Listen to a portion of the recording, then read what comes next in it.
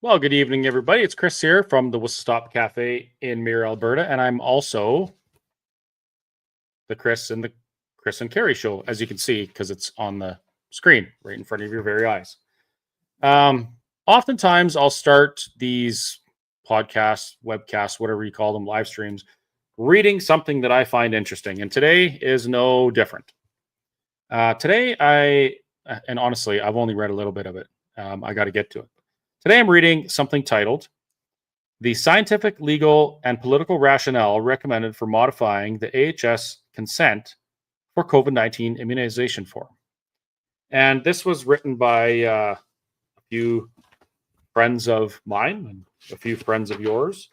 Among them, Dr. Dennis Modry, Dr. David Speicher, Dr. Jessica Rose, Mr. Leighton Gray, I believe, was in here. Who else? Let me just get to the back here. This is why I don't like stapled stuff. Always a pain. Of course, I could have prepared it before. Anyway, yeah, a whole bunch of people that we've either had on the show, should have on the show. They've all done amazing things, and they've all been speaking out about things that have been going on in the world lately.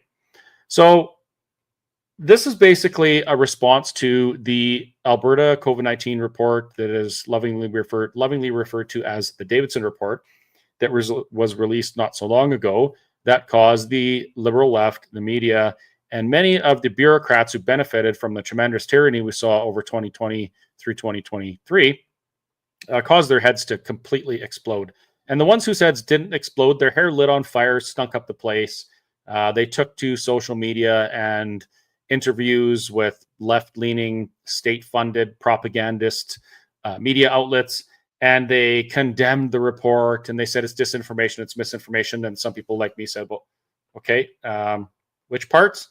Well, the whole thing, it's all junk. Oh, okay, well, there's some stuff in there that I know specifically to be true, stuff that's agreed with both sides of this conversation, so I know it's not all junk, but can you provide just some little tidbit of what's the problem? Where is the science wrong? Because in the interest of science, we should talk about those things and fix it. Nothing. Crickets. Nobody's really saying anything constructive. They're all just condemning it as misinformation. And that should make it painfully obvious that there really is no argument to be had there. Otherwise, they would be bringing up legitimate points. So I say all that just to explain why I've been taking time and Kerry's been taking time to bring on some of these folks that contributed to that, some of these doctors that contributed to that report, to have a discussion with them about why they did that. Where do we go next? Is it actually misinformation? And if it is, how do we deal with that? Or obviously it's not. But those types of questions. So tonight we have, oh, sorry, I forgot about you, Kerry. We also have Kerry with us tonight. Thank freaking goodness.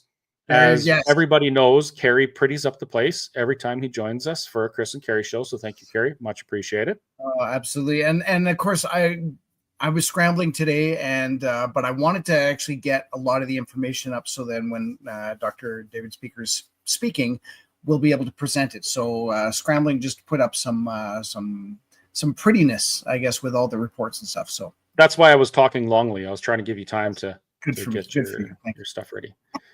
So, Kerry, we're going to talk with Dr. David Speicher. He was one of the authors of the Davidson report, one of the contributors.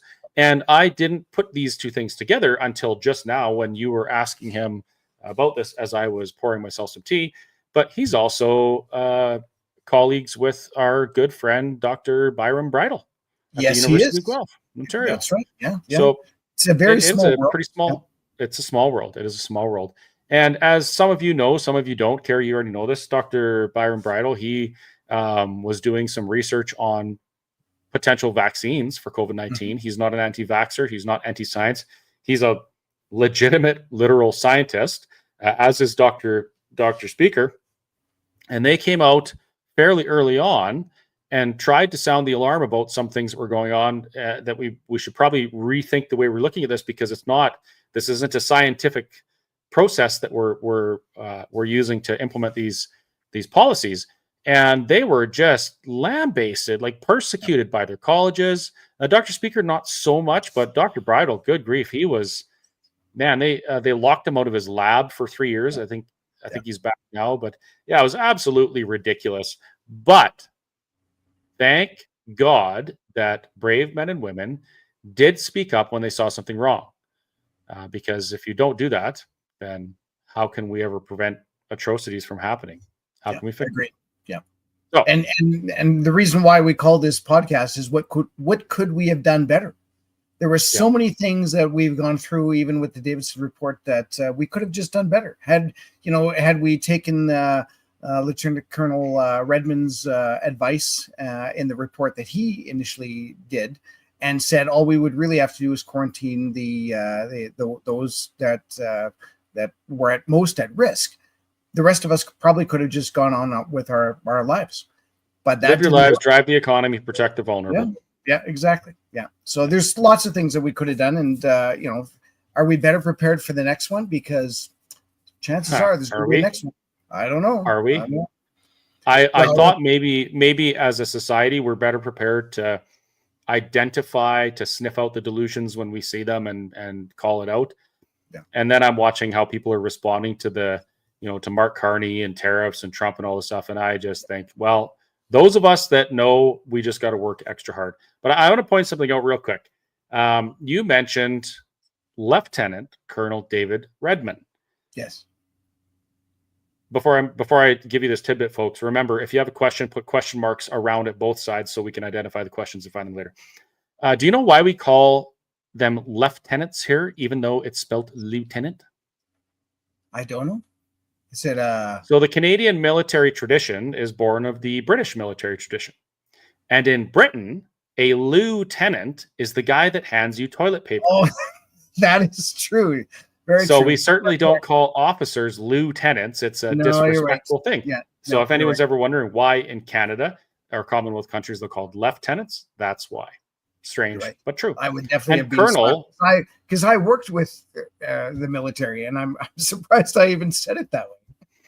And colonels are not colonels, even though that's the way it's spelled.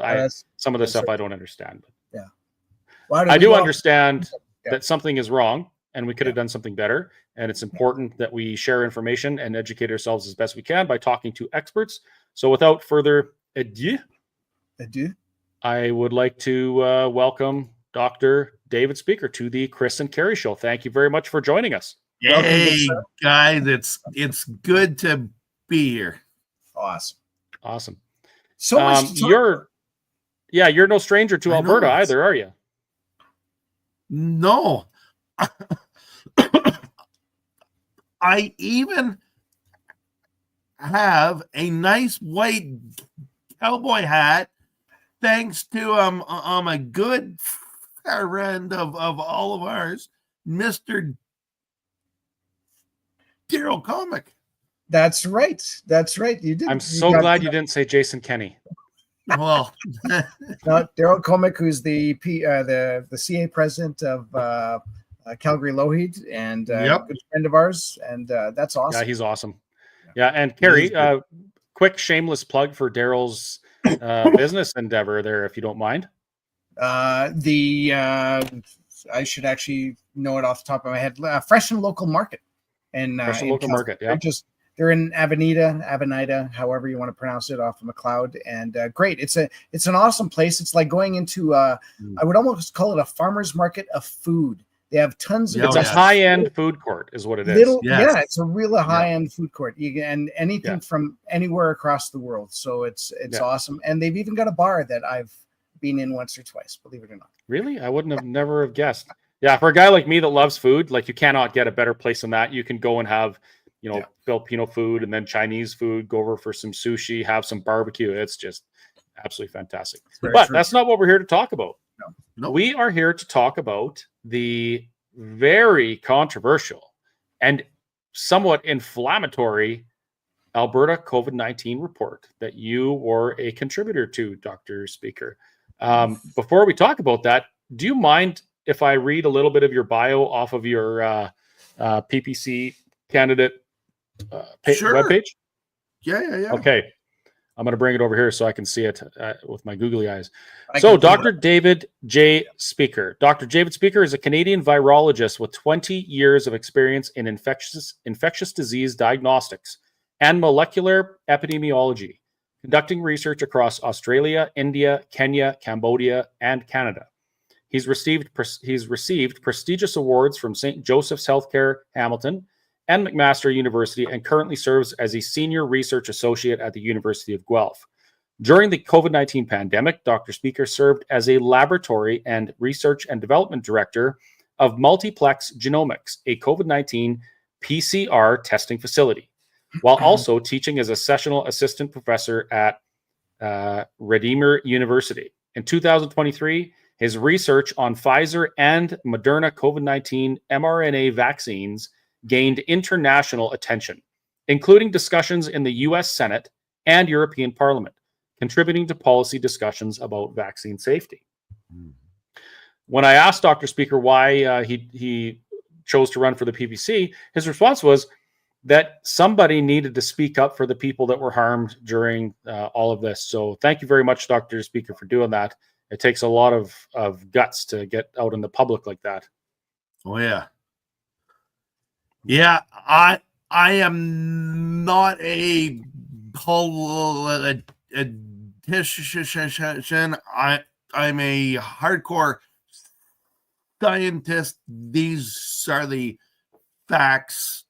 And it's like, well, if you don't like them, that's the facts. So, yeah. And the facts don't particularly care much about our feelings, do they? Nope. It's like, is there DNA in the vials? Yep. How much is in there? Too much. It's like you can't make this up. You take a vaccine vial, you test and go, this is what's there, and you go, they never disclosed the whole SV40, and that should have been disclosed, and that should never have been in there. And oh, look, cancer's on the rise, health effects are on the rise, and it's like, yeah, weird. We release a largely untested medical intervention globally and push it on people, and weird things happen. So that's so strange. It's like we've never seen this before in medicine ever, I guess, eh? Well, except for the thalidomide. Yeah, thalidomide. Yeah, for sure. Yeah, there's been numerous examples. Thalidomide is one of them. 9 out of 10 doctors used to recommend smoking Camel cigarettes for everything from cough to constipation. True. You know, we used to drill holes in people's head when they had a headache. Women were treated for hysteria with lobotomies, or before that, manual pleasuring in doctor's offices. Oh yes, that's right too. I mean, medicine has come a long ways. And two, the best I've seen in the 1950s or so was Mrs. Winslow's soothing syrup for kids which are teething. And two, you'll never guess what was in it. Was it straight opium? bourbon or something? No. 10% morphine. Oh, that'd be soothing. And some of the kids died, and so they had to pull it off the market. Wow, here I am laughing. I actually just thought it was like getting the kids high, and but wow, that's crazy. Well, the point you're right. Science has never settled. Yeah. No. And two, it takes both sides to discuss things, look over the facts and say, I'm seeing this from a virology angle, I'm seeing this from a epidemiology angle or a immunology angle, and until you've got all sides at the same table working out the actual picture, you'll miss it, right? And that's something that was severely lacking in that period, was open conversation. Anybody who stuck their kind of head up from behind the desk and went, "Hey, hold on a second, there's some weird foreign DNA in here, shouldn't be there," it's like, "Oh, shut up, or we're going to pull your license. Shut up, we're going to lock you out of your lab." You're crazy. You mentioned Dr. Bridle. Yeah. He is now a very good close friend and colleague. Early in the pandemic, I worked at McMaster University until they sidelined me for asking too many difficult questions, such as the vaccine origin and why are our borders still open, and I was then Dr. Friedel's letter to Doug Ford, and I'm like, oh, it's just a small Guelph scientist, no big deal, and now we're good colleagues and stuff. So it's a real cool thing, and two, as Byram was out of his lab and his office, all of my work on the vaccine vials was done in his lab. And all of those who were against him and harassed him and said things, I'd see him each day. Hi, and I'm asked, what am I working on? And I said, it's something really big. They're like, oh, what? I'm like, you'll find out as soon as we publish it. And so in October of 23, we put out things as a preprint, and they're like, how did this get out? Who approved this? Like, why did this happen? And I'm like, I don't need ethics. It's self-funded. It's good. And on another note, in the pandemic, I lost 5 jobs. I lost one from Multiplex Genomics. The day after I took on my day off, my son, who was 7 at the time, to watch the convoy go through Hamilton, and the next day I was fired, and Wow. I've not worked a full-time paid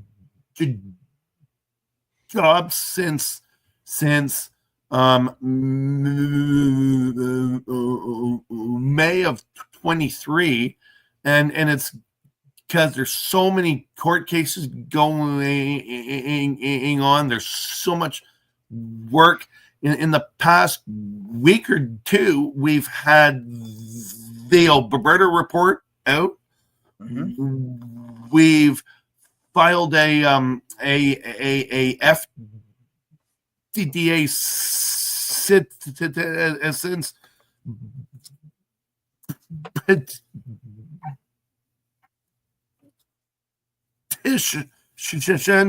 There's a letter going in the next week or two to Health Canada, and there's a letter going through a legal team to the European Medical Association and the WHO. And so I've been busy doing stuff to help the fight. I've not gotten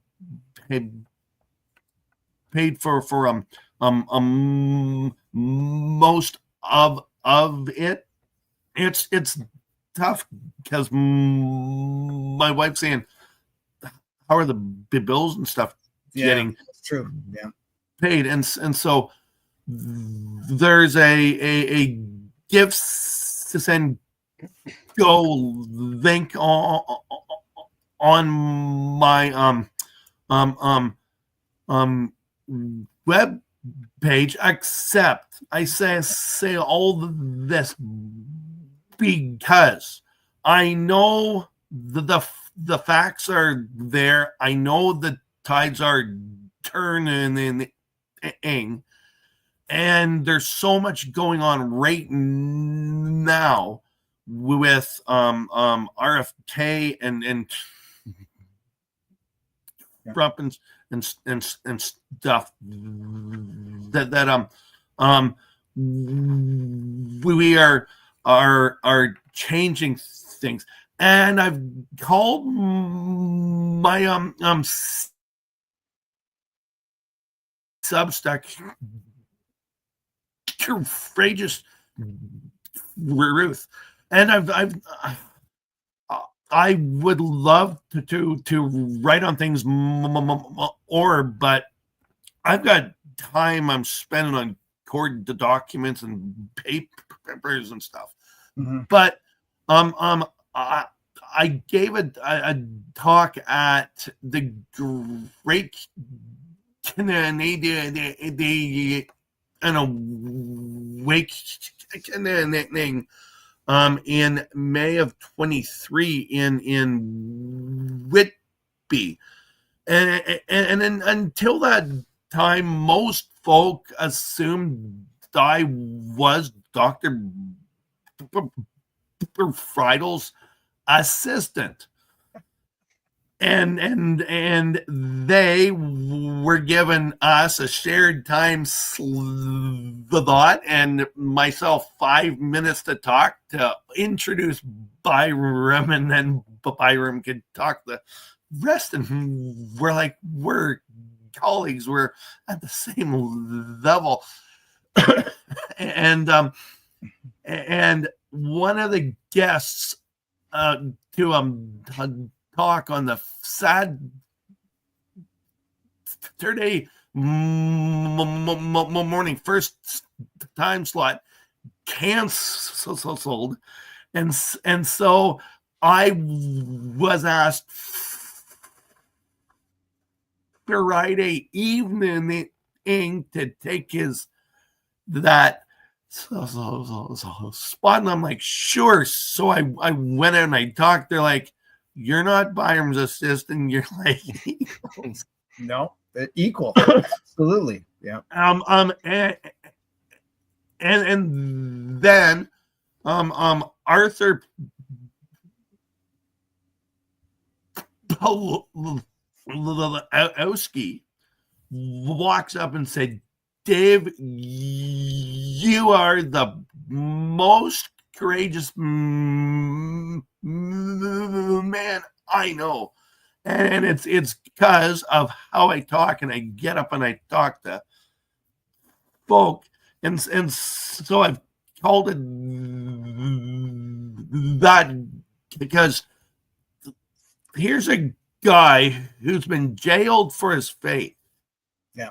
And he thinks I'm courageous. I'm like, wow. So well, that's yeah, we've got to spend quite a bit of time with Art. He's a pretty incredible man. Just to recap, I just want to make sure everyone gets this. Dr. Byron Bridle was locked out of his lab for sounding the alarm about the boneheaded path that medicine was taking during the pandemic. You continued to do your research testing the Pfizer and Moderna vaccines in that same lab with nobody really knowing. All of those people that persecuted Byram were, your peers, and you're talking to them daily. Meanwhile, you're doing research to bring down the House of Cards, only describing it as something big. And then when the paper came out, they're like, what? How did this happen? Where did this research happen? That's yep. it? Wow. Yep. That's like that could be a TV show. And it's basically at the point where I had some folk end of 23 say, where on earth was I in the whole pandemic? Because most people have heard of Byram and no one heard of myself, and yet I lost my first job at Mac. I was sidelined March 17th of 20 for asking things. I was called back to, I was placed under investigation. I was found that I did nothing wrong. I was given the postdoctoral leadership award for the faculty. They only give out one every year, and then I was fired in October for not doing enough work, and yet as I'm on leave, I only published 5 papers. So doing things, and so that whole thing hurts. Like, you're losing jobs, you're getting thing all this push back, and at the same time I'm feeding science to folk like Byram, who would talk on things and thank me for the info. So I've been there, and I'm very thankful that I was sidelined, because I saw things which weren't right, and if I was as an I could have been vaxxed and supporting what's going on, and it basically made me sit back, and I was disappointed, upset that here's a viral pandemic. I have a master's degree in the field of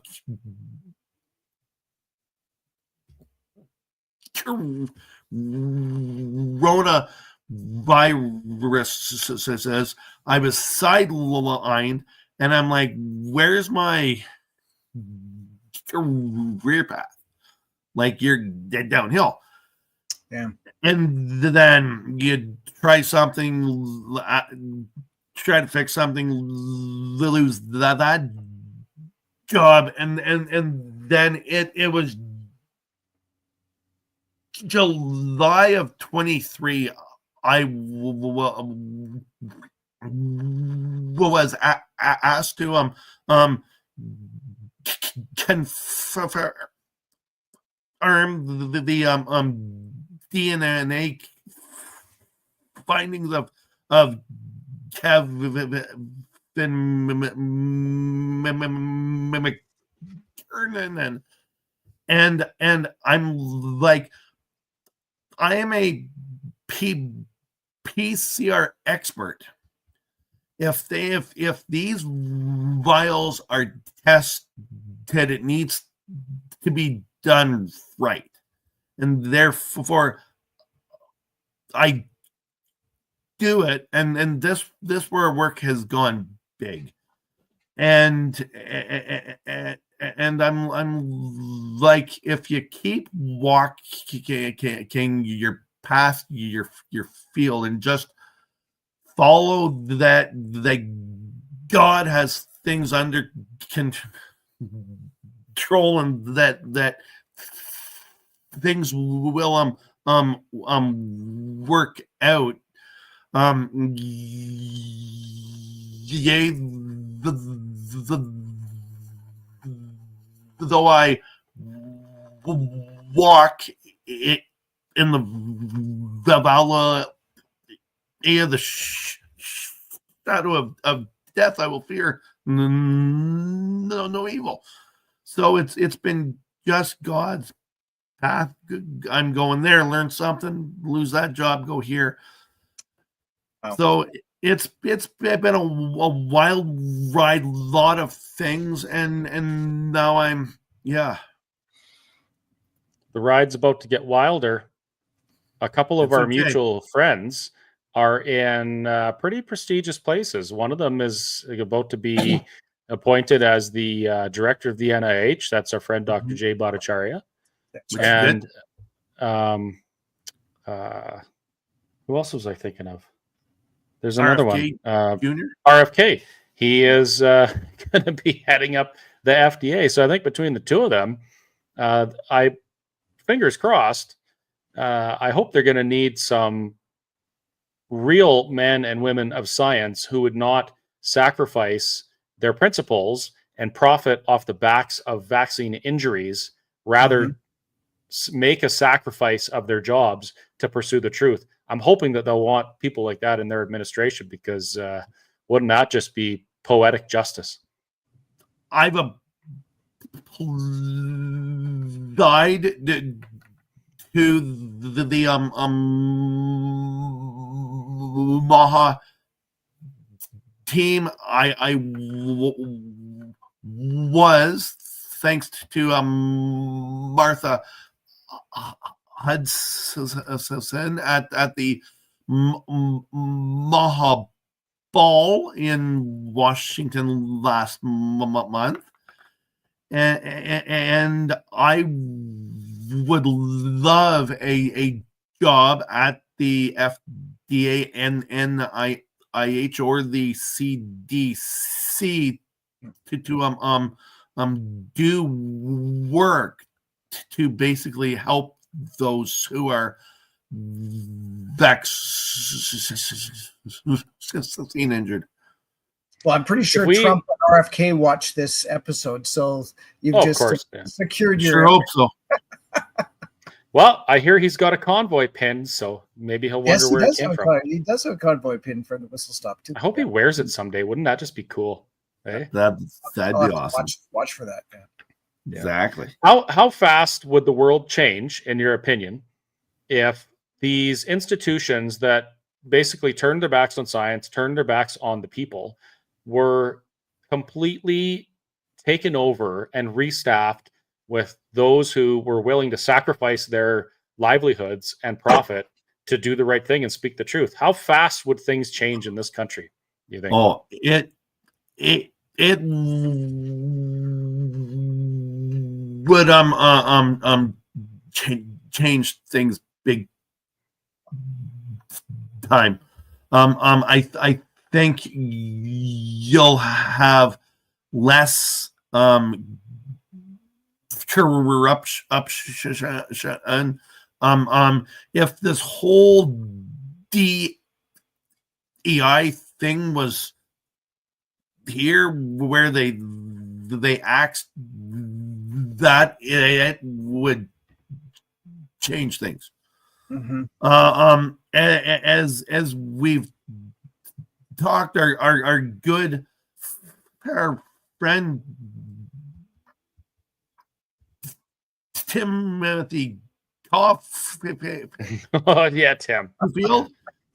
who's a big fan of the Davidson report, and loves his factless ad hominems, has been paid in the past few years $5 million in government funding to combat and disinformation in science, in which he doesn't even have a master's or a PhD in a science field. So how do you combat misinformation and disinformation in the field of science, any science? How do you do that? What's the real way you're supposed to do that? With the facts. Bingo. Yeah. Right? Yep. Wow. Science up first. Go science. And I think his book is titled, well, the certainty illusion, because all of his world is one big illusion. So, well, I think he knows exactly what he's doing. I think his world is filled with dollar signs, and $5 million exactly. For some people, that buys an awful lot of propaganda and persecution. Yeah. And so that's through the government that funded him. We should have like a Canadian version of Doge. Absolutely. Yeah, exactly. Yeah. That'd be fun. It's all on the CIHR and NSERC web pages, and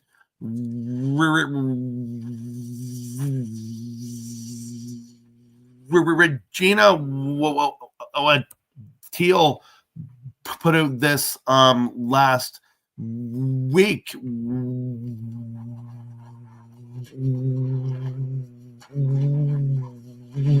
where he's been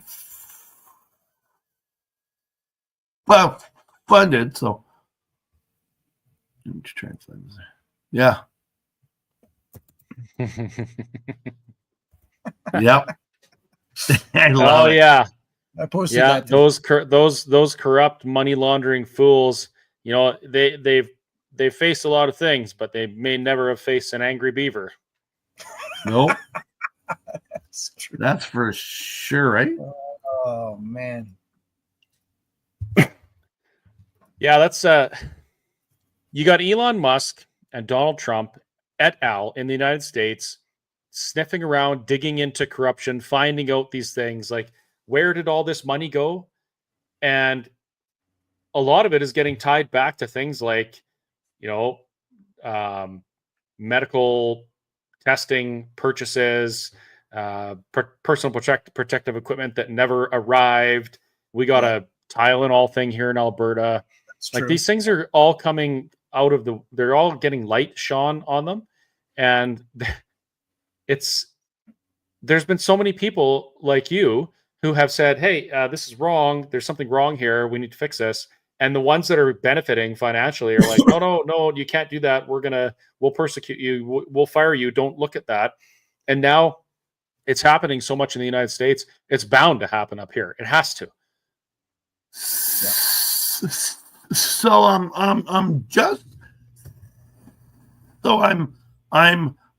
not landerous and showing facts. I will share my Oh yes, please share your screen. Yep. And then this is Regina's post on February 4th about the summary by John Carpe and the calling out of Caulfield. And as you can see in this thing, in 21, campaign countering vaccine misinformation receives new funding of 1.75 million. And then, he even puts on his X in May, U of A research teams awarded $100 million for pandemic preparedness. Honored to be part of, which means he's a part of it. Yep. So who's getting funded to try and combat the facts here? You know what's even worse? Some of that money was yours. Yeah, exactly. They're literally spending our money against us. And two, it's all taxpayer funded. Yep. Jeez. Yep. You really can't write this stuff. Oh no. Where did that question go? The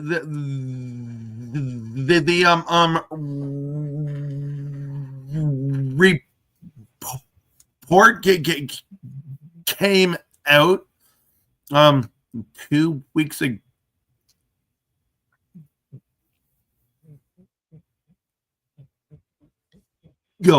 So yeah. So, and it's already been archived because one of the doctors basically. Well, they mistakenly had his name in the biography. Well, mistakenly, yeah, that's true too. Yeah, and John, Conley, yeah. Yes, is pharma funded it gave some insight to the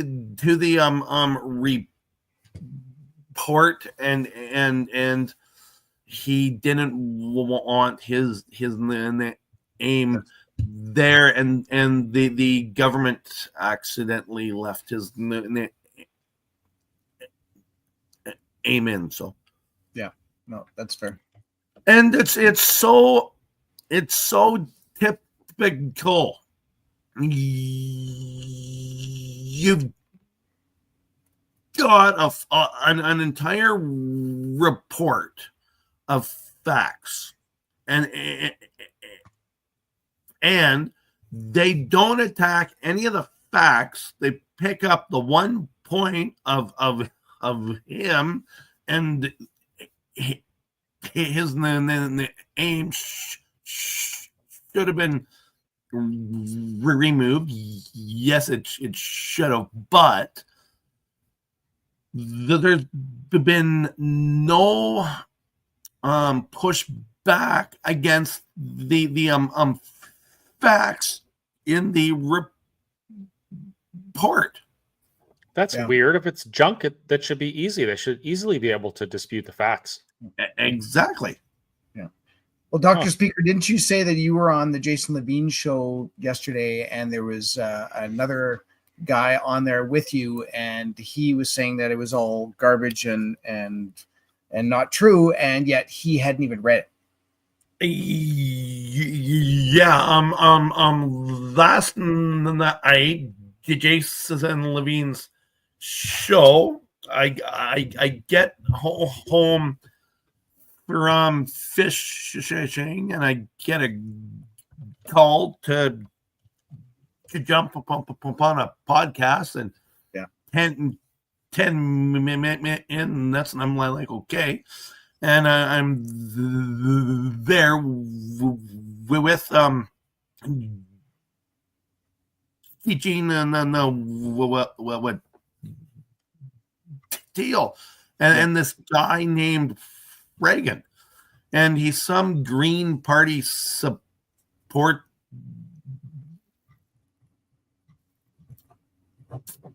in Alberta. He was given the report to read, never even read it, said it's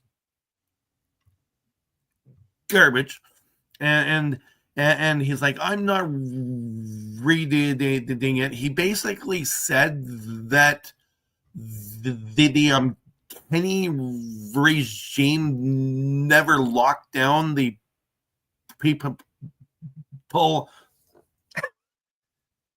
of Alberta, and I still have the chain that was on my business, and the convoy had a siege of Coots and Ottawa, and I'm there, and I'm like, I've got a convoy shirt on that says the Freedom Convoy 22. And we engaged on masks, and I showed him a study and the facts and stuff, and he dismisses as is it, and he gets aggressive, and wow. And well, I'm like, tell him to turn off the CBC. Oh yeah. Some people, anyone that would he's a Green Party supporter, so he dismisses the reality that fossil fuels have increased our prosperity and quality of life in every metric possible since we started using them. So if you're going to dismiss something that big, I suppose a report on mask is easy. Yeah. No, well, I'm like, some folk have to shut off the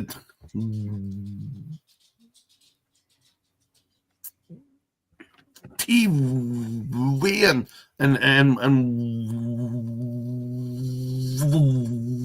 we'll walk outside and see what's actually going on in the world. Yeah, I think some of those people, it's just a fear response. They can't see past that. They're so fearful of something that if it threatens their perceived safety from that danger, they won't listen. Well, I almost blame society as a whole in order to do that. You know, I don't think people just generally are scared, but when you're inundated with media and propaganda every single day, of course you're going to be scared. Walk into a Walmart now or walk into a Shoppers Drug Mart. Like, half the people in those two particular stores in general are wearing masks right now. You can probably walk anywhere else, walk into any other store, but they wouldn't be. But those two in particular, who are probably the ones that watch CBC or that sort of stuff. The women on the advertisements in Shoppers Drug Marts have beards. I found that odd. I think they're getting slammed for that one too. Yeah. Their Stone actually asked a good question. I meant to bring it up before I forgot. Sure. This is perfect time for this one. So our good friend Stone Lee, he's also informal and often inappropriate, just like we are, so we get along great. Is the medical community even aware of and reading the Davidson report, David?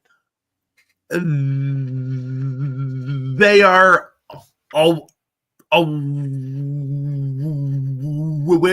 of it. I doubt any of them have even read it. It's a pretty basic,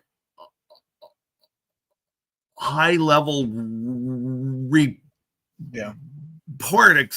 except its main simple facts are clear. The government needs more transparency and follow evidence-based science and policy, and stop pushing the narratives. Yeah. I think I mentioned fear before. I bet you a lot of the medical community, especially in Alberta, are crapping themselves right now because for years they just repeated the talking points.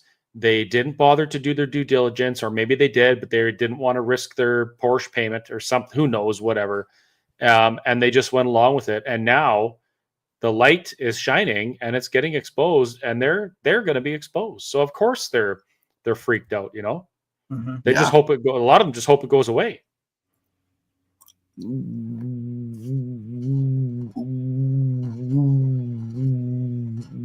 Well, as I've said as well, like it's about the facts, and the Globe and Mail has called this report dangerous. Yep. And which it is. Said that it is disinformation wrapped in science. And it's like, how do you do that? Right? Like, which is it? Is it science or is it disinformation? Science is a question. That's it. It's a bunch of questions that we try and answer, I think. Yeah. And I'm going to share my... Oh, yeah, you can share your screen. I was just going to show you that quick one. Yeah. From the Globe right there. Yeah. But so window. There we go. Yeah, go ahead. Shove it up my You can drive. Yeah.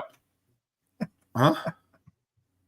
How it's there? How do we show it? I'll add it to the stage. Yeah, guys. Bert, nope. Oh, it's still not not just do it. There we go.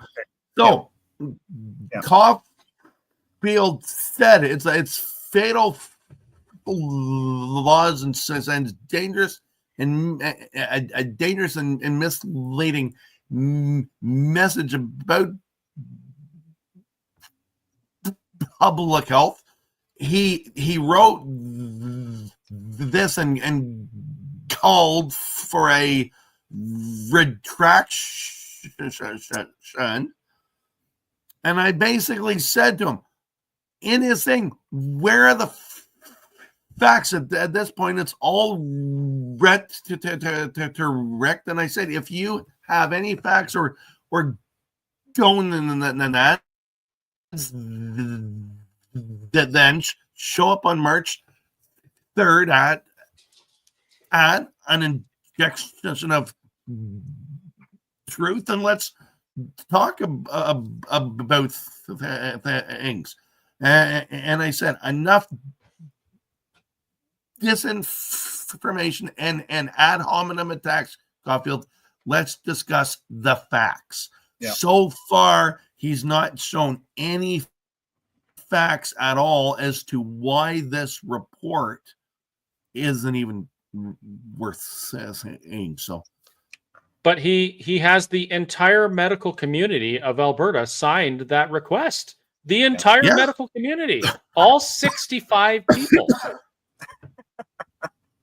Yeah. Well, that's all of the medical people in the NDP of a riding of Edmonton. Ah, I Yeah, get it. Yeah. I wonder how many of those people were on his team that received $5.5 million. Right? Yeah. well, if we had Doge, we'd be able to tell. So, we've basically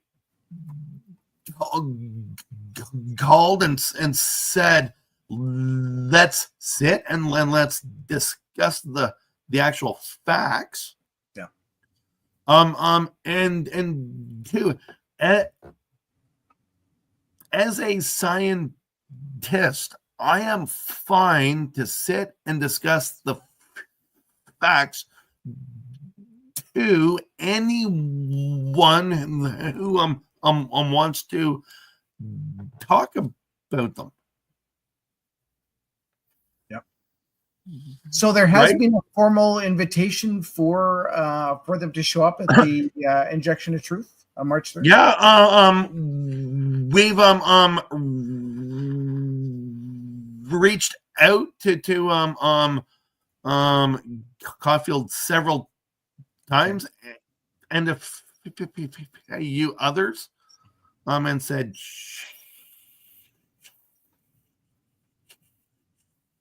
show up. It'll be a great event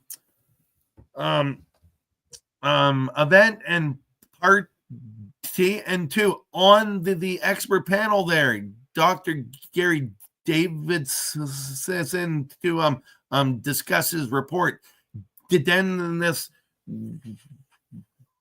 ran court on all-cause mortality. So someone named Dr. Davidson Speicher. And I told Daryl I'd show up as long as there's cake, because it's my 45th birthday. So Awesome. Well, then for sure there's got to be cake there. I'm like, as long as there's cake, I'll show up. I came for the punch and pie. Exactly. And by his talk is about is this vaccine safe for pregnant moms? BC had no data about this when things were rolled out, and basically lied. Yeah. So all of that data is gonna come out. Dr. Joan in the Lou, you know who she is, Gary? Yeah, she's We've had her on. She's going to be, I think, talking more about holistic medicine, or maybe we'll call it Eastern medicine, or Okay. Yeah, and Okay. but yeah, Yep. wealth of knowledge for her for sure. Yep, and then there's Sean Buckley on March 6th or 7th. I'll be testifying in Edmonton at the NCI. Yeah. And then we also have coming to an Injection of Truth, Dr. David Martin. Yeah. So he's the guy with the bow tie on all of the patents, and his He's the talk, whistleblower right from the get-go. Yeah. His talk, I'm sure, we will rattle things in Alberta. Yeah. No, I agree. So it'll be a very good event, and I encourage all to show up if you're there and show up, come and say hi. I'd love to talk and see some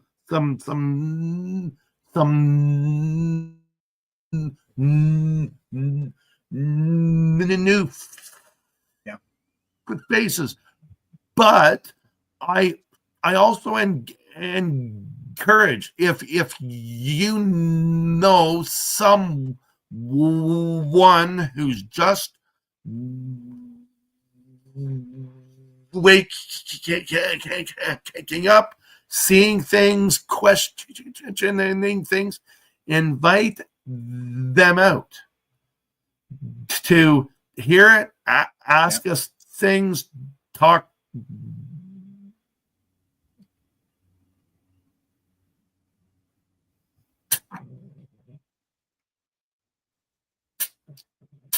to us. As much as these talks are great events, I wish more folk would hear it who's not heard things in the past, who don't know what's going on, and go, this is the science and this is the facts. Am I being lied to? And if so, which side is lying? And really engage the facts and the science. And start There's an asking interesting good questions. An interesting quote that I read last podcast. I can't remember what night it was. It is the duty of every man, as far as his ability extends, to detect and expose delusion and error. Yeah. We should invite our friend Rachel. Notley? Yeah, do you think she'll go? We should invite like anybody that we think should listen, right? So it doesn't matter if you bleed orange or anything, just as long as people are aware, we should just invite people. Yeah. Do you still have Dina's number? Hinshaw? Yeah, she's on speed dial. She's we should ask her. We should invite her. Yeah. I would love for some of those people that really pushed this hard, including Jason Kenney, who was supposed to be the savior of the conservative movement in Alberta. Right. I would love for them to be there. You know, if they have a question about something or they want to challenge something, they could do it. This is the opportunity to do that. I'll make another post and I'll just tag everybody. I think I can only tag 25 people at a time per post, but I'll make sure that that happens. Right. Justin Trudeau he'd get fake COVID and hide. So he's blocked me anyways. So I saw today that Mark Carney will and spoke emergency measures to help push the liberal agenda. Alberta will be out in a flash. Yeah, there's been precedent already set with the Emergencies Act. You know, it doesn't need to be based on war. It could be, based on a bunch of people doing bouncy castles. So anything can possibly happen. So and no consequence for the government that uses it wrong or illegally. Yep. So I'm like, if that happens, I'd love to move to the states to work for RFK or Albert to work for Smith. So they're two up and comers, aren't they? We got some interesting things going on, and it seems like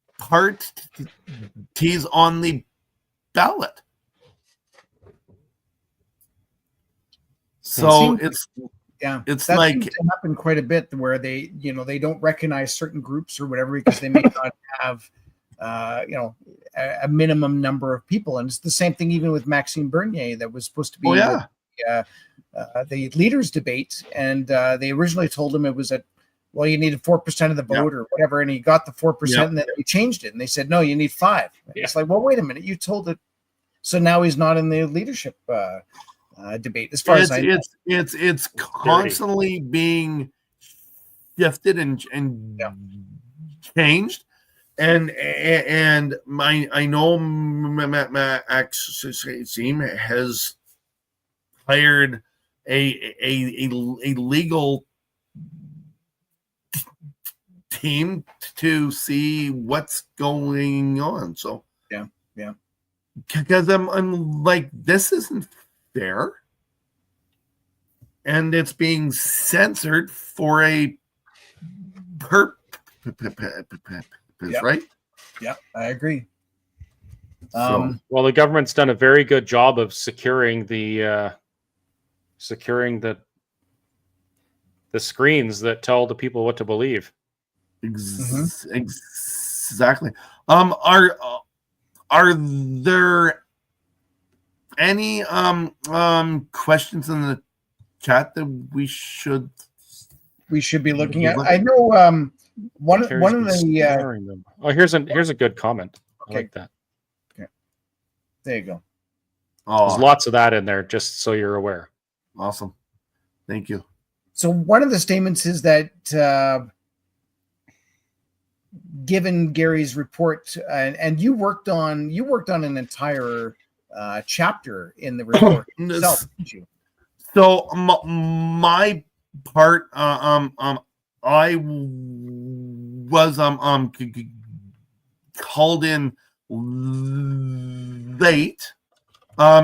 Ellie, very good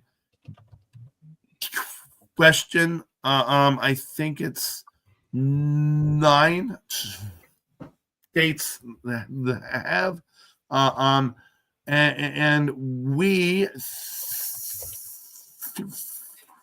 through our report and stuff are hoping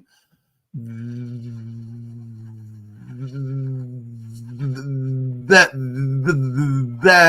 Alberta will be in next. So yeah, for those people that are maybe listening to this as opposed to watching it, it's Ellie asked, 9 states have banned the RNA vax now. When will Alberta? And of course, we're even based on the report, that was one of the recommendations, was to ban it. Now, is it to ban it right across the board, or maybe just for kids or for pregnant women, or what was the statement? To ban mRNA in injections. Period. Full stop. Period. Nice. Now, there's going to be some serious. I agree, but folks don't realize what's happening right now. They're actually talking about deploying mRNA vaccines in wild animals. Wild animals. They want everything to be vaccinated. I know they want everything cows and for your safety. Wow. Well, and then is the whole thing with the ostriches. So. Mm-hmm. Yeah, and when something pops up that says, "Hey, these ostriches appear to have developed some natural immunity or something that can be used in fighting disease without using the mRNA vaccines," well, they're healthy, but they have to be destroyed.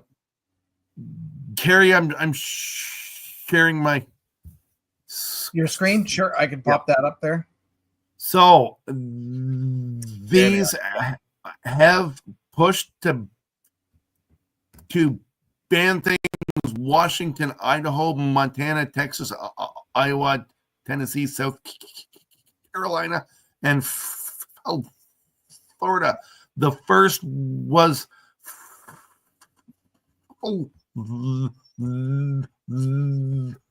Florida, who pushed for a call in January of 23 based on our work on the vaccine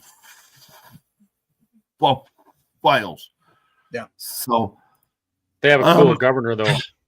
What's that? They have a pretty cool governor in Florida. Yeah. Wasn't Florida scared to Texas stand up against this. Yeah. Florida and Texas don't surprise me at all. I'm a little bit surprised about Montana. And Washington. But Washington, to me, is wow. Yeah. That's a bit of a shocker. If you want to challenge someone, ask them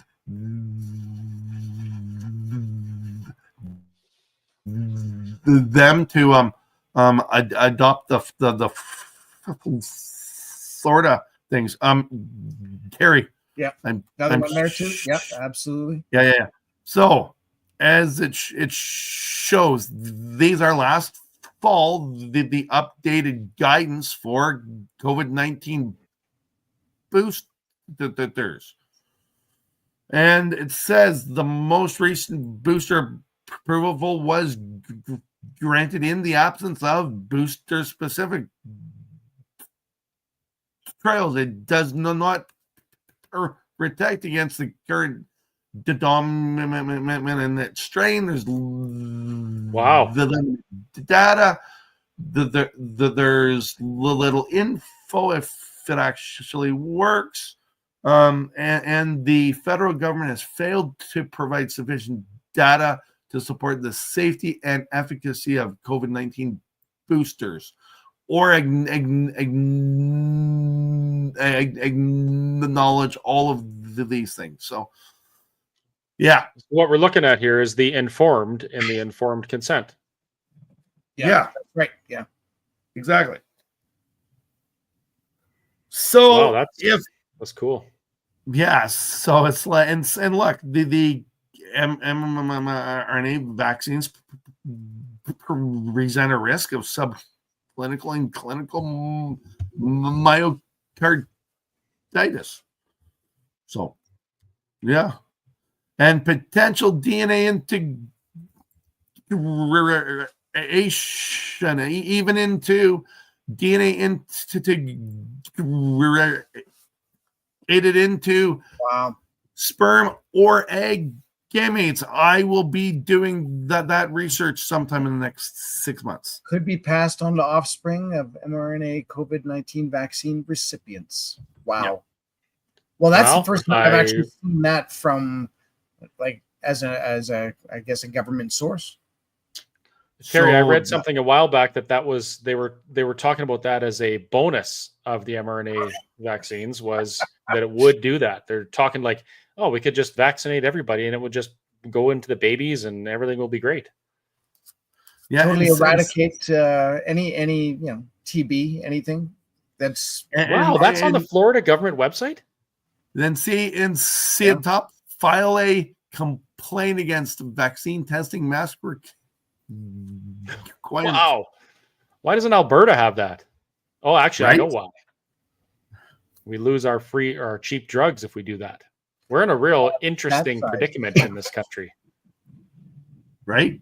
So if you want to follow the government guidelines, I would follow those of Dr. Joseph Flatipo.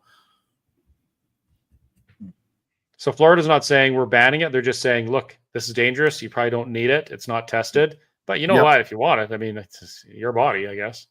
Well, it's a free will. So if you want to do something that harms yourself, it's your choice, right? Well, and that's even what the conversation was during the injection of truth last time was, well, you can't say freedom and you can't say, that this is the way we're going to go if you restrict the other way. because then Yeah. it's not that. Then there's no freedom. You're just telling them to go this way. And the argument could be about, well, it's the same thing as smoking. Well, do you just take away smoking, or do you? We just let keep people changing the out? label. Yeah. So and More make and more green. Eventually the package, as well as the cigarette, will have printed. I think Yeah. I think it does. It shows tumors and all that on there as well. Yeah. Yeah. Yeah. So They stopped doing that because people were collecting the cigarette packages for the art on them. So that's why they're all green now. Wow. So I'm going back to your point about the The report. report. Yes. Yeah. I was brought on early in 24 to look at all of the PCR testing things, and it's a very good test, which most people, and I'm sick of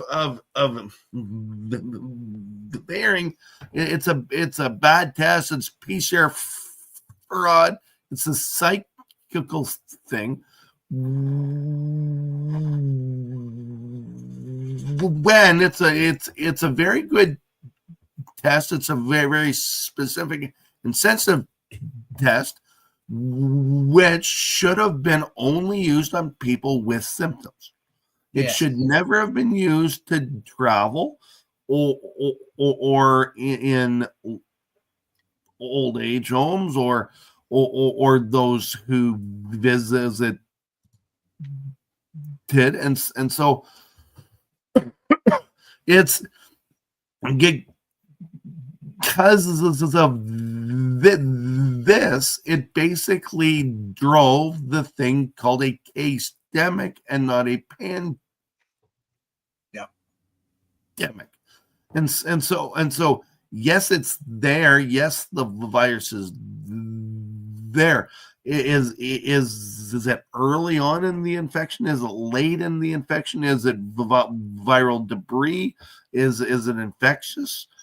Is it relevant? Is it relevant? We've all heard of cervical cancer caused by HPV, right? Yes. Any idea on where HPV is found? All over on our foreheads, our skin, everywhere.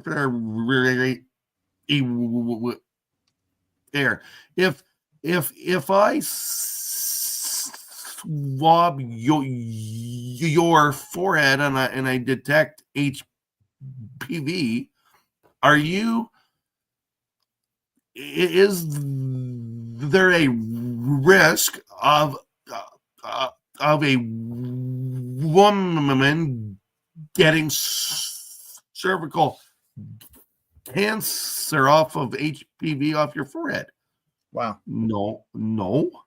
Yes, it's there. Is it in enough load to cause an infectious? And the only reason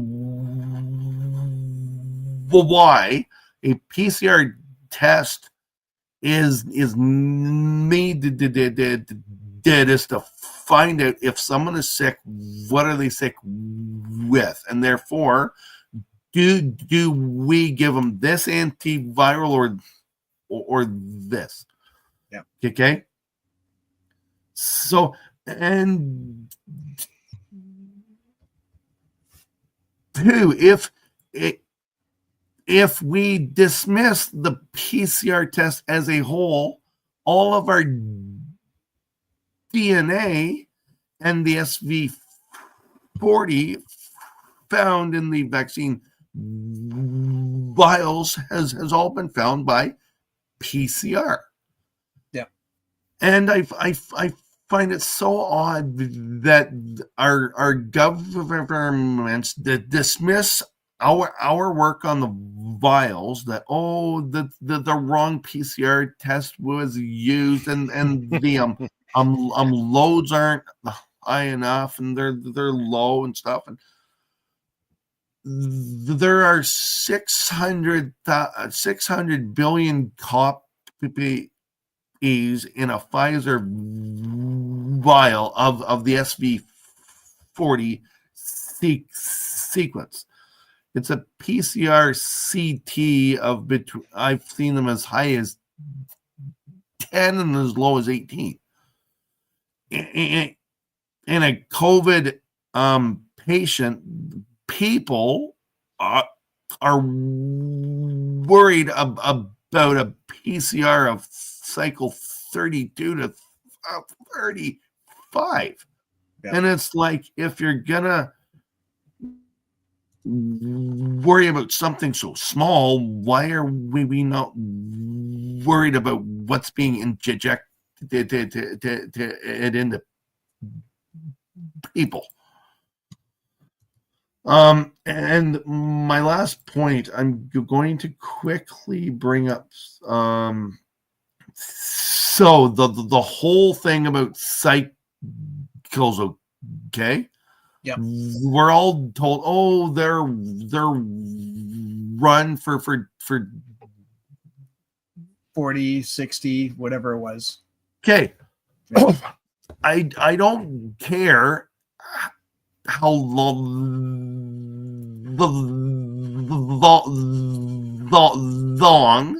a PCR assay is run for. I'm worried about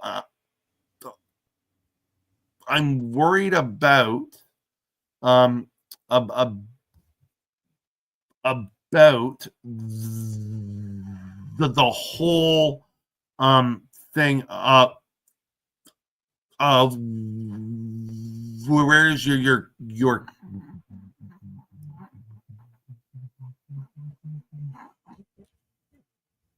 cutoff.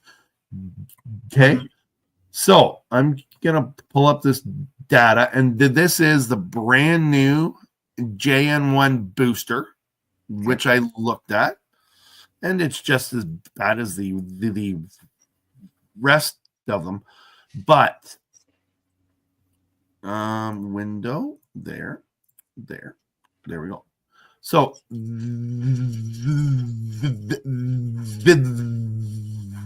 this is a real-time PCR curve. Fluorescence here and cycles here. Red is spike, blue is Ori, and the green is the SV40. Okay. Yeah. So if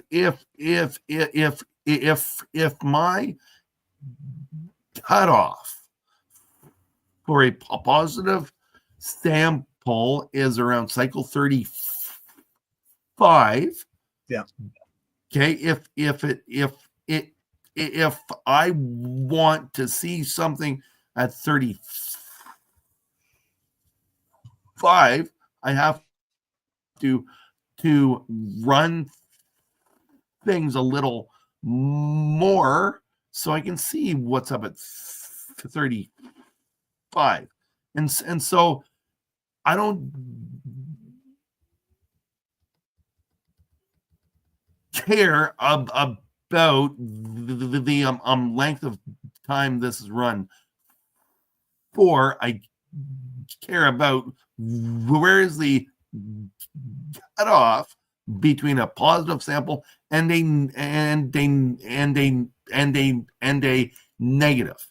Yeah. I've just run this to 35 because most vaccine vials amplify between 10 and here, so there's no point on going farther. Yeah. So I basically, I run things an extra 5 cycles to see what's going on. So the whole cycle point that folk make is a completely wrong point. Because even according to that graph, it looks like most things did show up at 15, and for sure they were there at 20. So all you're really doing is, as you expand it, you're just making sure that that's where it is, or at least maybe seeing the spread between the different things you're looking for. Yeah. And see in all of the vials, like they're all there. Wow. There's the SV. Do you want to maybe just explain to some people what the SV40 is? Because I know that's shown up in a few conversations. Yep. So it's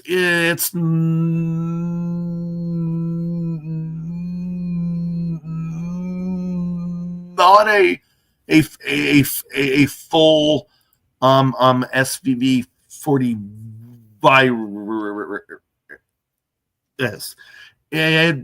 It was a simian virus, and this is the board. A monkey virus. Yes.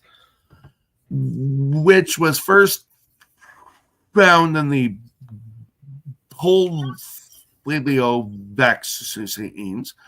And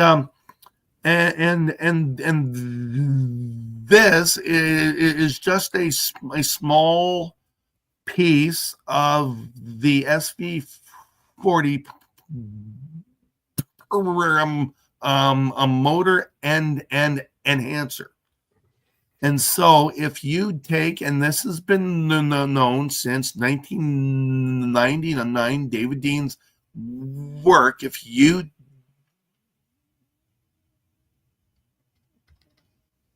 take a piece of DNA, a fragment attached to a 72 base pair SV40 enhancer, put those into a cell like with a lipid nanoparticle, and it's a non-dividing cell, which means there's an intact nuclear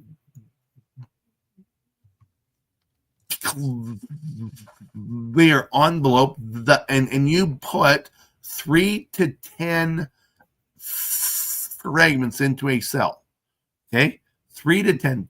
That's all. Yeah. There are 600 billion copies of these fragments in a vaccine per dose inside lipid nanoparticles. So,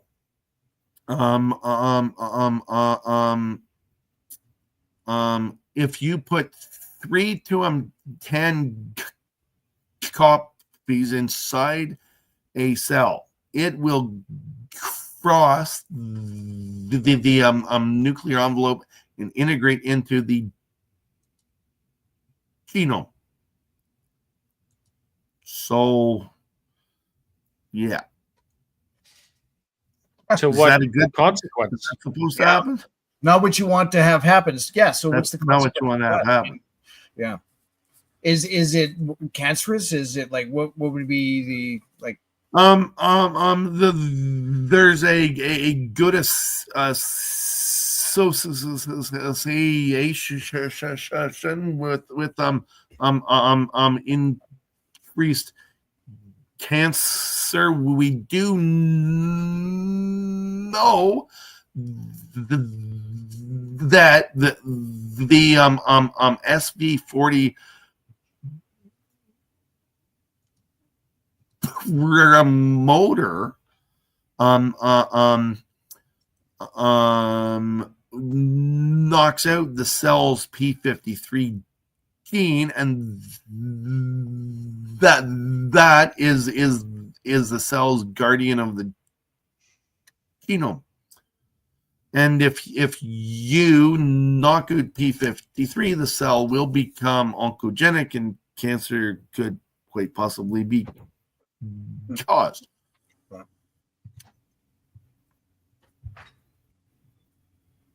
I think it's important that we try to answer some of these questions. Then go for it. No, I mean, the overall, like in a general sense. Yeah. What are we gonna do now? Like, why are we? The one thing we need is for Alberta government to fund this research. Yes. And a bunch of us, including myself and Dr. Friedel, will do it. If you fund it, they will come. And likewise, if you fund it the other way, right, to get the answer that you want.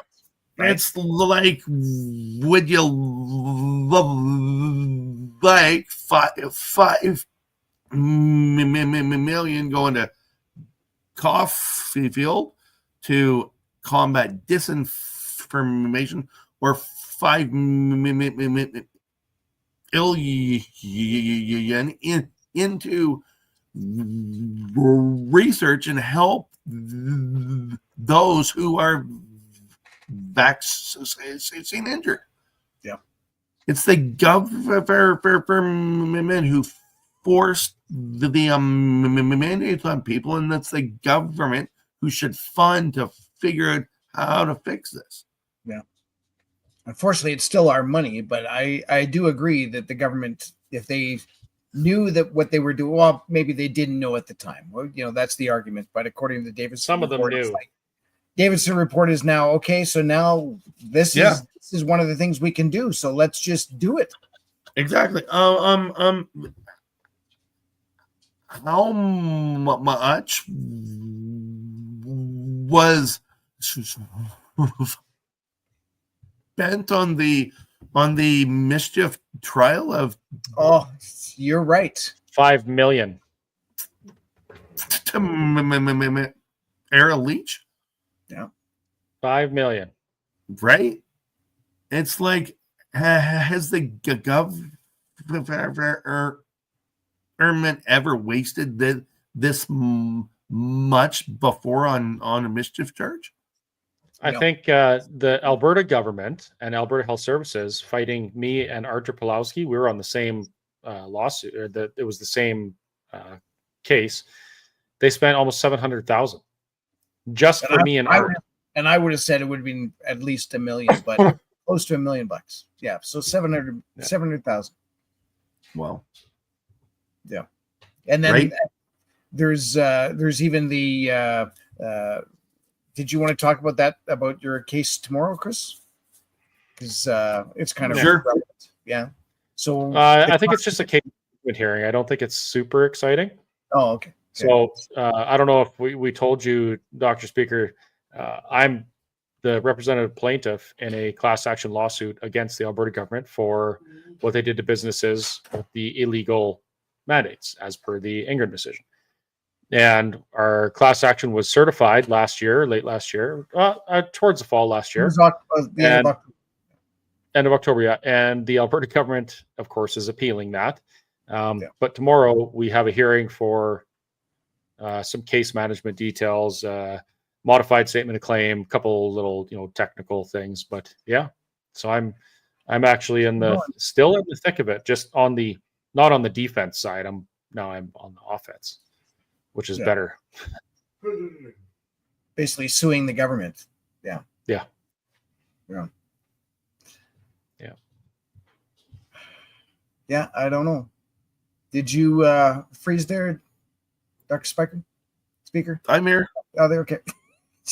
I'm here. I'm just seeing if there's anything in the chat that we missed. So The Oh, the one questions. thing, the questions. One also was you were on, of course, this panel to change the consent form for the mRNA for the government, and that's great that you've done that. But we haven't heard whether or not that consent form has been changed at all, have we? can I play dumb? Of course, we do it all the You're probably not very good at it. No, there's the paper. Yeah. Which consent form are you talking? I guess similar to what similar to kind of what you showed up on the Florida page, Well, I but think basically that says, this, due to the findings that we found, Yep. this is an increase in myocarditis, blah blah blah. But if you accept these, then you can get the vaccine. If you have something, can you send that to me? Yep. Is this with Dennis Moser? Yeah. Exactly. Yeah. So I haven't talked with him since last year, March. Okay. And the last I knew, he was doing something, but I haven't heard on what happened. I will actually forward this exact. We'll send it to you. Yeah, to you. So then, if mine aims on something, I'd like to know when it's on. That's true too. Yeah, I don't think your name is actually on it, but it's associated with it. So definitely. It's based on before it's talked about on public spaces. It's based on your findings that are outlined in the Alberta report. Okay. Did I mention this show is live? Yeah, I know. That's fine. Yeah. That's what makes it fun. And then the other one was about, the second issue is to hold those responsible for the mandates accountable for the harms that they caused. And that is also alluded to in the, actually, it's not even alluded to. I think it's actually stated that in the Davison report. So. Well, on a side, have you heard about the David Declaration? The David Declaration or Davidson Declaration? Yeah. No. Me. You think the Speaker Declaration. Yeah. Exactly. Have you heard of the case last fall in Port Hedland, Australia? No. Okay. So last year, I tested 3 vials of Australian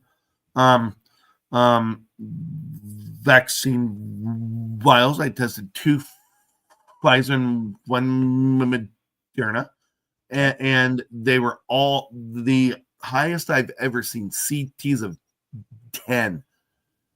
And I'm like, yeah, this is way over your legal limit. And so we took it to the government, and they did nothing. And so the town of Port Hedland passed a motion to adopt my report and put a call out for all towns and town councils to help in this fight. And there's now, I think, 10 on board.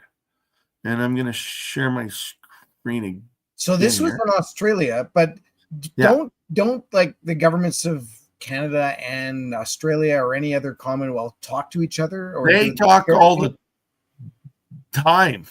Yeah. And we are currently seeing are things which were said by Health Canada, the same that was said by the TGA and stuff. So they put a motion to suspend the shots based on the DNA contamination. It basically outlines all. It was by someone, but by Dr. Speicher of Canada, and the council's motion, and it passed in a 5-2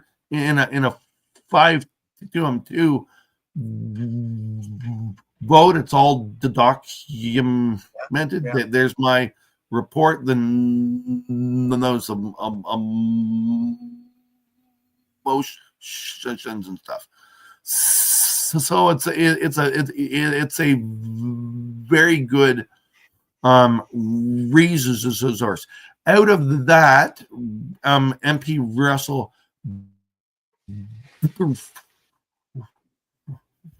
Broadbent launched the David Declaration.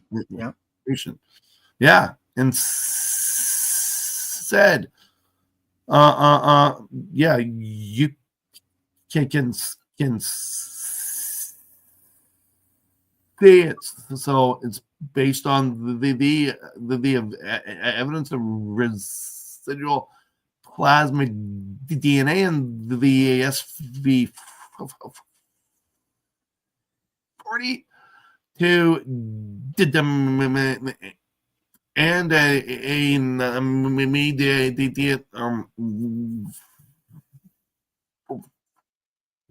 Royal Commission suspend the mRNA injections, full access to government documents, free and open scientific discord.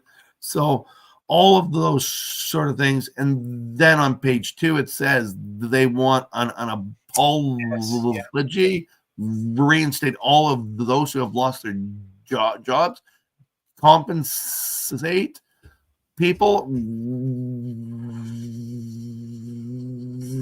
reestablish a fair, equitable, and just vaccine injury compensation scheme, repeal the no job, no play, no pay legislation, make public all evidence supporting the government's claim of safe and effective,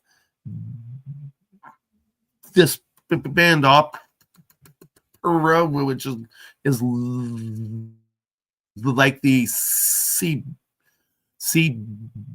CPSA, reform the WHO, cease in reduction of all new vaccines, ensure that it's there, and safeguard open and public science discourse and scientific integrity. And it's been signed by all kinds of people, myself, Jessica Rose, Byron Friedel, and Jeff Payne, and based on that work, in December, the North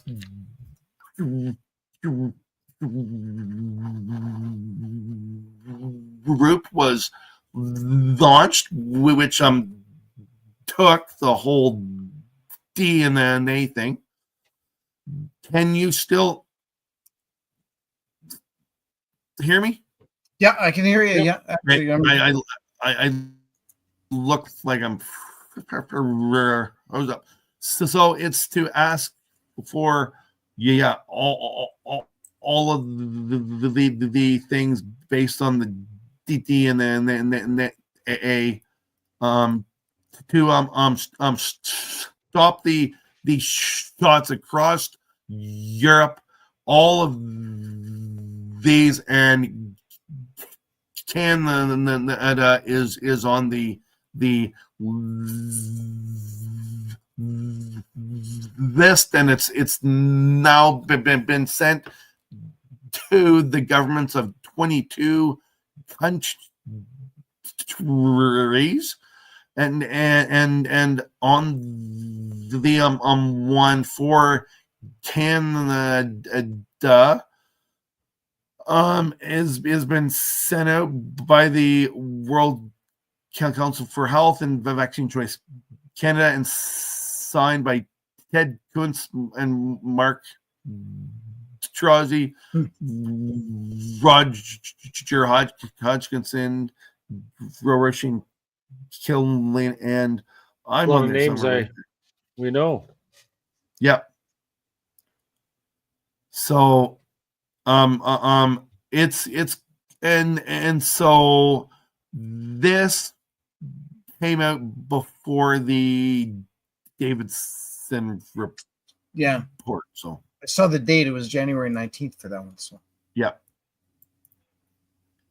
So there's a lot of good, amazing things going on in Australia, the North group, and back home here in Canada. well, it's great this stuff is happening.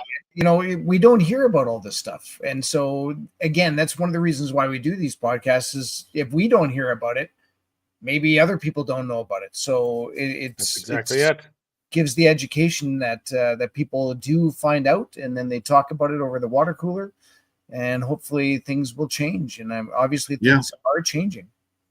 Yeah. Slowly but surely. Yeah. Yeah.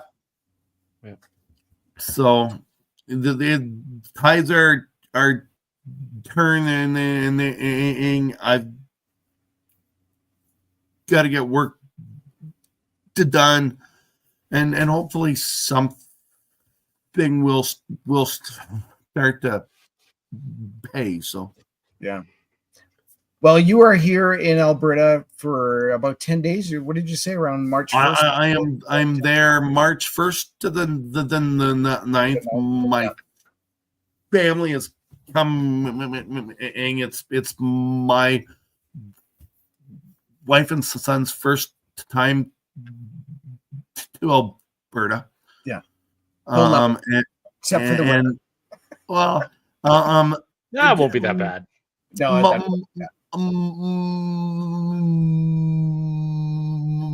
my old university friend will take my wife to a spa day in Banff. So nice. Well, that'd be they're nice. gonna go there. Yeah. What's that? You know what's even better than Banff though? What's that?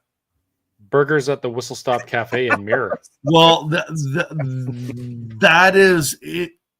Is also on my list. So to-do list for sure. Absolutely. Yep. Well, we're looking forward to having you there, and I'm really looking forward to an Injection of Truth 2.0 healing humanity.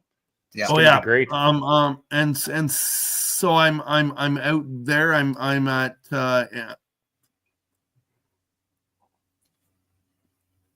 an Injection of Truth on March 3rd, and then NCCI on the 6th, 7th, and 8th. I think on the 7th I'm doing a live show with Jason Levine and Drayton Valley. Perfect. Yeah. So if you're in the area, just show up and say hi. And if there's any anyone else in the area that wants to talk for a podcast or lunch or something, just reach out at via my website if you want got it down there. Throw it up there, Kerry. Courageous Truth. No, not that one. No. What do you want? DavidSpeicher.com. We'll hunt that down. Rule of thumb: always take out your own name domain. Oh yeah, you're right. You're right. That is a great idea to do. Yeah. Was hijacked. Yeah. There you are. And I'll throw that in the comments as well. I've been trying to throw comments. Yeah. Right there. When you type in my name, chrisscott.com, you end up with Texas Defense site. Did you? Oh, really? Did you try it? Yeah, I just did. Yeah, I had to. Yeah, of course. It's like looking at your own house on Google Maps. You That's can look right. anywhere in the world. Chris Scott. Yeah. Then you go outside and clean up your yard, even though it's been cleaned up for 6 years or not. That's right. Yeah, exactly. But anyway, I'm slowly turning into a pumpkin here. Yeah. Early comes early here There's in Alberta. There's so much to this, and it's great to have you on, Dr. Speaker. Thank you, and we will be there for March 3rd. We're gonna definitely Perfect. Get there, and like I said, I have to talk to Daryl Comic and Eric Bouchard, the MLA of Calgary Lougheed, and we'll make some arrangements, and we'll make sure that we get there for sure. Oh, and two, have you shared Sheldon's petition? No, but we could probably quickly find it. That was under your. No, I don't think I did it okay. yet. I was going to, and I know Sheldon sent it to me, but Okay. No, I don't have it. I didn't see it. Yeah. Let me just quickly try one other thing. here we go. No, that's Safe Calgary Water. And there's so many petitions out there. You said Calgary Water. There's a fluoride petition out there as well. Yeah, I know. Yeah. But it's not on your page there, Dr. Speaker? I was going to. Okay, but it's not there? Okay. I've been sick the past 2 weeks, and this is the first week I've felt good. Yeah. So that's good.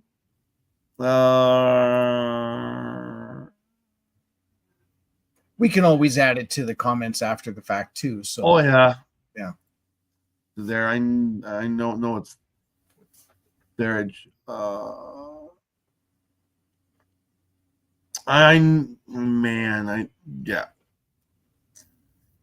Yeah. Well, awesome. The Yak Stack has a petition to support the Davidson report. So I encourage all people to sign it. Okay. And that would that we'll launch put that up. Is that the idea? What's that? Is that to launch an inquiry? It's to encourage the government to accept and follow the recommendations in that report. Perfect. Such as one of which is an inquiry. What's that? one of the recommendations was an inquiry. Yeah, I think so. A judicial Yeah. inquiry, actually, which compels people to answer the questions instead of the, we're not answering your question, who are you? Which is what Gary got a lot of times when he tried to ask people. That's science for you.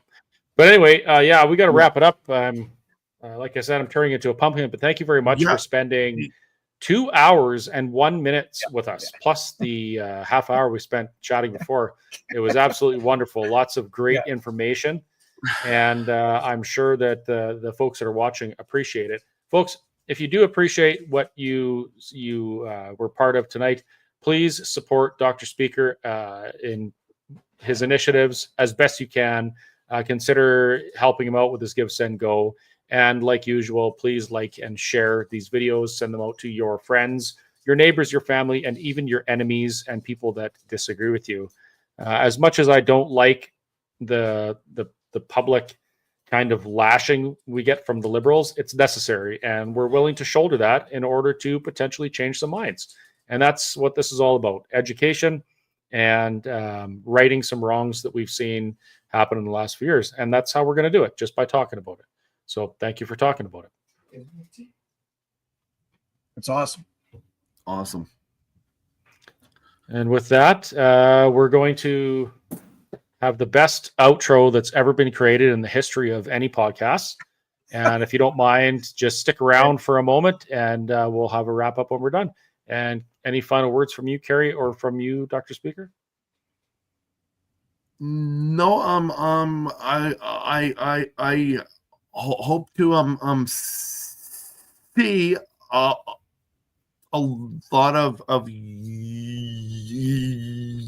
your audience and yourself at the injection of Ruth on March 3rd. Yeah, I heard there's popcorn, so I'll be there. And cake. And cake. There better be cake. And cake. There better be cake. Yeah. We are telling you that there's punch and pie. That's right.